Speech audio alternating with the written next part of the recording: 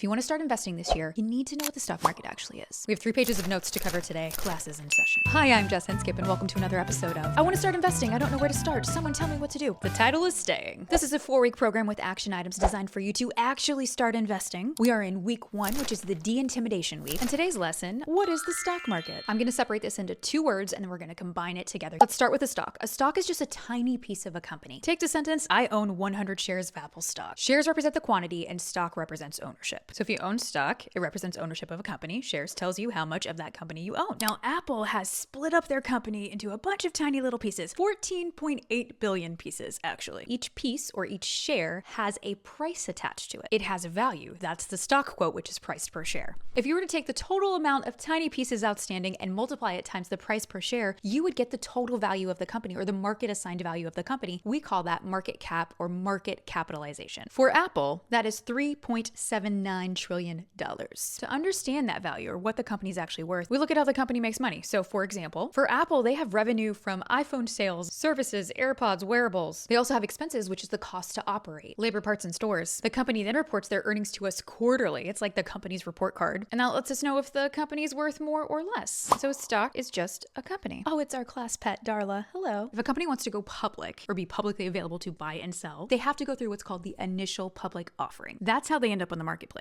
They have to list their stock on the exchange, like the NASDAQ or the New York Stock Exchange, in order to make it available. Everything is literally in the name. You have a buyer, you have a seller, and then they exchange. So the stock market is a place where you buy and sell stocks, where all the exchanges are put together. We measure the stock market by an index, literally just a list of stocks. The most common is the S&P 500, but you've probably heard of the Dow Jones Industrial Average and the NASDAQ as well. The S&P 500 is a list of the 500 biggest US companies. It is the creme de la creme. It is elite club status. There are literally rules in order to be on that index. And companies actually go in and out of that index or that list quarterly if they're not up to standards. Every company is then sorted into sectors. There are 11 gig sectors. You can see them here. Is it clicking now? The stock market, it's just a bunch of companies. We don't need to overcomplicate it. But if you want to access the stock market, you do this through your brokerage firm, which is the theme for next week. Stay tuned. Drop me an apple for extra credit. Class is dismissed.